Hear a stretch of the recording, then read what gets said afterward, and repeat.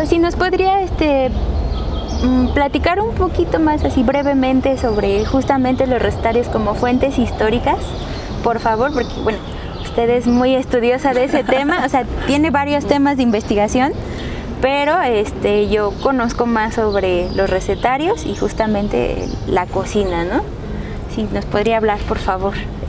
Pues sí, es un mundo, y creo que lo has dicho de manera muy acertada, son fuentes históricas, ¿no? Tenemos mucho que preguntarle a estas páginas repletas de métodos de cómo cocinar, y nos responden también muchas cosas, muchas interrogantes, estos libros.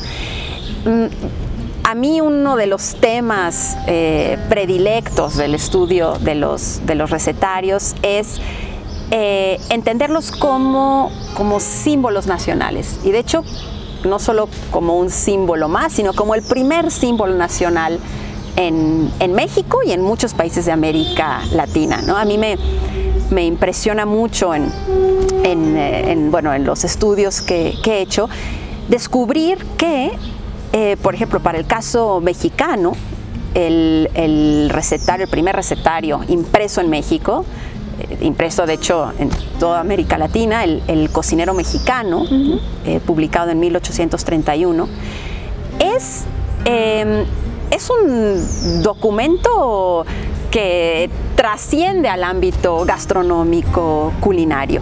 El Cocinero Mexicano fue previo, por ejemplo, a la composición del himno nacional, que fue compuesto en 1854.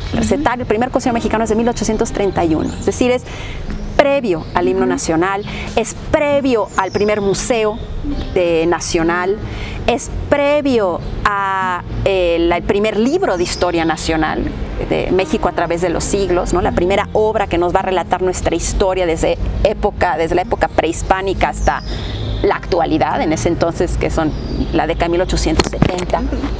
Es el primer símbolo que tenemos de mexicanidad, un libro de cocina. Es el primer documento que nos explica, o no, que nos sugiere esta idea muy moderna de identidad nacional, ¿no? Recordemos, México se independiza en 1821, ¿no? 10 años después aparece este libro de cocina, cuando el país pues todavía está creando sus instituciones, ¿no? sus constituciones, ¿no? La Constitución de 1824 es pocos años, ¿no? Previo, no hay suficiente papel, no hay suficiente tinta, ¿no? México acaba de salir, ¿no? de 10 años de guerras, ¿no? que conocemos, exacto, como independencia. Y aparece este libro de cocina. Entonces, para los mexicanos, la cocina sí ha sido, desde el inicio de nuestra conformación como Estado-Nación, un símbolo nacional. Y además, si nos fijamos en el mismo término, en el término mexicano, ¿no? El recetario se llama Cocinero Mexicano, también es sumamente moderno, innovador, revolucionario. Mexicano hasta la fecha, antes de que se publicara el Cocinero, significaba el habitante de la Ciudad de México. Esos eran los mexicanos, los que habitan México, Tenochtitlan. O bien los descendientes de los mexicanos, de los mexicas, ¿no? Cuando se decía, por ejemplo, ¿no? En el siglo XIX, primeros, ¿no? años del siglo XIX o durante la colonia, la lengua mexicana, en realidad se está hablando del náhuatl, ¿no? De la lengua de los mexicas. Pero el cocinero mexicano, cuando utiliza el término mexicano, está queriendo decir algo muy moderno, que no existía, de hecho, hasta la fecha, que es la idea de mexicano como nación, ya no como los habitantes de la Ciudad de México, tampoco como los descendientes de los mexicas, sino como los habitantes de un territorio delimitado, que comparten un gobierno, que comparten una lengua, que comparten, sí, las mismas leyes y, muy importante, que comparten las mismas costumbres. Y, por supuesto, el cocinero mexicano va a destacar las costumbres culinarias, ¿no? Alimentarias. Entonces, el cocinero mexicano inaugura una definición completamente moderna, desconocida hasta la fecha, de la mexicanidad, ¿no? Incluso todavía, para 1830 se habla en documentos legales, ¿no? De la América septentrional, no se usa México en su sentido moderno, ¿no? O el Anáhuac, pero esta idea de México como nación es inaugurada por este libro de cocina. Vaya. Y nosotros ni idea de eso, ¿verdad? Pues sí, justamente, ¿no? Como que la comida, pues es este aspecto social, no solamente fisiológico, biológico, no es solo medicalizar alimentos, sino que también tiene mucho que ver el contexto, la cultura, hay un trasfondo, ¿no? Detrás de la gastronomía mexicana. Y la historia, exactamente. Ok. Bueno, doctora, y ahora, perdón, Sara. Por favor. Perdón, Sara. ¿Nos podría como aterrizar un poquito cómo es que la idea de modernidad, por ejemplo, a través de los electrodomésticos, ha llevado como a esta idea, a este sentido de liberación de la mujer en la cocina, por ejemplo? Bueno, esa es una gran pregunta porque además nos hace recorrer una larga historia, ¿no? de polémicas y de argumentos y de debates en torno al papel de la mujer en la cocina, ¿no? Desde en realidad desde el siglo XVIII podemos ver en la prensa de la Nueva España toda una discusión sobre la labor de las mujeres en la molienda del maíz en el metate, ¿no? Si realmente eso, digo, pensemos que estos principios de estos valores de la rapidez, del ahorro, sí son muy modernos y solemos ubicarlos en el siglo XX, pero empiezan a surgir y a emerger desde el siglo XVIII, ¿no? En este contexto de modernidad política. Para el siglo XIX ya las élites intelectuales van a hacer una especie de campaña contra el uso del metate, ¿no? Y tratar de introducir y de mostrar los beneficios del molino de maíz, ¿no? Como una manera de ahorrar tiempo y hacer mucho más productivas, ¿no? a las mujeres. Incluso se va a comparar continuamente, que es lo que yo he estudiado, el que llamo este debate de la tortilla, de la polémica de la tortilla y el pan, ¿no? Que ha atravesado nuestra historia desde la época colonial, yo diría que hasta la fecha, ¿no? Ya será un tema que tendremos que platicar tú y yo, a ver qué opinas tú como nutrióloga, pero claro, esta idea, ¿no? De que siempre pareciera un problema, no solo la tortilla como un alimento y sus beneficios, ¿no? Bueno, sus propiedades nutricionales, pero también como todo el trabajo que hay detrás de la elaboración de una tortilla, ¿no? Y en el siglo XIX va a empezar una guerra clara contra la elaboración de la tortilla como método tradicional, es decir, antimoderno, antiahorrativo, antiproductivo, ¿no? Que toma tanto tiempo de las mujeres que podrían estar aprovechándolo para generar más riqueza y, ¿no? Trabajar como mano de obra en otros asuntos.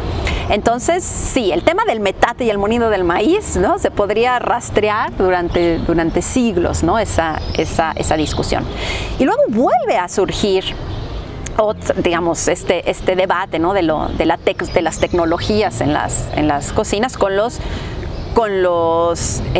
aparatos electrodomésticos, donde, bueno, sí, aparecen estos nuevos aparatos, pero también aparecen, y ahí los recetarios cubren una función importantísima, porque hay que enseñarle a las mujeres a emplear estos aparatos, hay que enseñarles que aprendan nuevos gestos, ¿no? Que nuevos movimientos, ¿no? Y ahí las recetas, los recetarios tuvieron una función importantísima, ¿no? En mostrar, enseñar, pues incluso nuevas gestualidades, ¿no? En las mujeres mexicanas para emplear estos electrodomésticos. Claro. No, y hay unas cosas divinas, ¿no? Como no vayas a meter el maíz entero a la licuadora. O sea, eso no lo va a moler, ¿no? O sea, siempre hay algo nuevo, ¿no? En los recetarios, porque incluso con la comida enlatada también, ¿no? Dan luego recetarios así de exacto, cómo emplear, ¿no? Estos en qué usarlos. Exactamente. Sí, recetarios, de hecho, solo dedicados, o que todas las recetas incluyen estos alimentos enlatados o ¿no? procesados. Claro. Sí, ¿no? Dentro de esta polémica, ¿no? de esta discusión sobre la introducción de la tecnología en la cocina para hacer pues más eficaz las tareas de la cocina, solía, desde el siglo XX, ¿no?